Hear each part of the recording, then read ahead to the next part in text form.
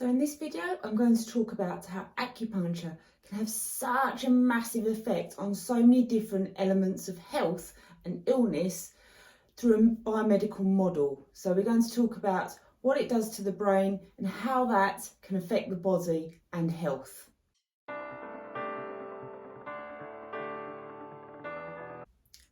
Okay, so starting upon needle insertion, put the needle into a point, we'll say large intestine 4, as you can tell from clear diagram of my picture of a hand. So we stimulate Dai Qi at that needle site. That's stimulation of mechanoreceptors in the area, stimulating A delta, A beta and C fibres, which send signals to the dorsal horn of the spinal cord. From there, the signal travels across the spinal cord to the anterior horn and up the spinothalamic tract up to the thalamus in the brain. The thalamus is kind of like a bit of a decision-making centre, so it communicates with different areas in the brain and then makes its decision as to what it's going to send on to the somatosensory cortex, which is where we feel the body, we feel pain, we feel pressure. You know, that is where the interpretation and the sensation actually occurs. But the thalamus is what kind of sends that signal to there, and it communicates with different parts of the brain to modulate how that signal is actually going to be perceived. So the thalamus communicates with the hypothalamus. They communicate both ways, they both talk to each other, and we're going to talk a lot about the hypothalamus because this is implicit in many health conditions or problems within the kind of nervous system that affect how health is. And it's one of the big areas that acupuncture, we know that it has a massive effect on. So the hypothalamus is almost like your central processing unit. It signals to lots of different areas of the brain, communicates both ways to control how the body reacts and what the body does in certain situations. So first of all, the hypothalamus has massive control and communicates massively with the autonomic nervous system. Now the autonomic nervous system consists of the sympathetic and the parasympathetic nervous system. You may have heard of these as the fight or flight reaction or your stress response, and the parasympathetic nervous system is more known as your feed and breed or rest and digest. So from the names you can tell kind of what they do. This is activated, the sympathetic, in times of stress, and fight or flight reactions are things like increasing heart rate, increasing blood pressure, getting your muscles tight, mobilising sugars so you've got energy. That is all under the control when the sympathetic nervous system is activated. That's what it stimulates. The parasympathetic is what calms it down. So it reduces your heart rate, reduces your blood pressure, has more of an effect on immune system, looking after that, looking after your digestion, letting you switch off, relax, be able to sleep properly. So really we should be in this state most of the time. But ill health can occur when this one becomes the more predominant feature, overriding the calming side, and then, like I said, heart rate, blood pressure, stress type responses can be much more prevalent, like ill health issues associated with that and digestion. Okay, so the autonomic nervous system is under control of the hypothalamus. It also sends signals to your pituitary gland, which is your main control of hormones in the body.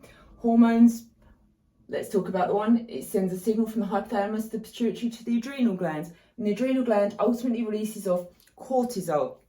You may have heard of cortisol. It's another stress response function which increases your rate of cortisol, but we have a natural level which fluctuates throughout the day. In the morning when you wake up, cortisol should be nice and high because cortisol gives you energy.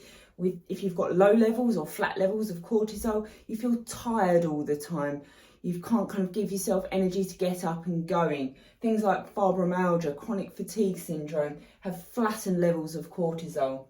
It also has an effect on suppressing the immune system. So if you have an injury and you start releasing off inflammation in response to that injury, cortisol is what keeps it at a reasonable level. So you release off cortisol at the same time, that keeps that inflammation level at a reasonable level. It stops your immune system from working too hard, being too predominant.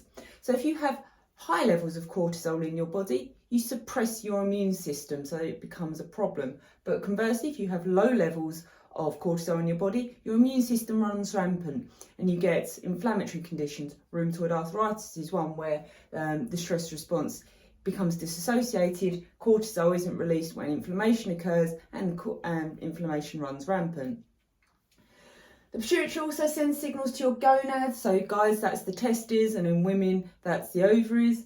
So things like testosterone levels, estrogen and progesterone are all kind of controlled essentially by the hypothalamus sending the correct signal down the chain. So lots of menstrual cycle disturbances and so on and so forth, things with kind of the sexual hormones. That's what becomes a problem when this is out of sync. Also, the pituitary leads to hormone release of antidiuretic hormone, which controls fluid within the body. So how much you wee can be antidiuretic hormone based. If you have to get up in the night to go to toilet a lot, that's because it's not producing enough ADH at night.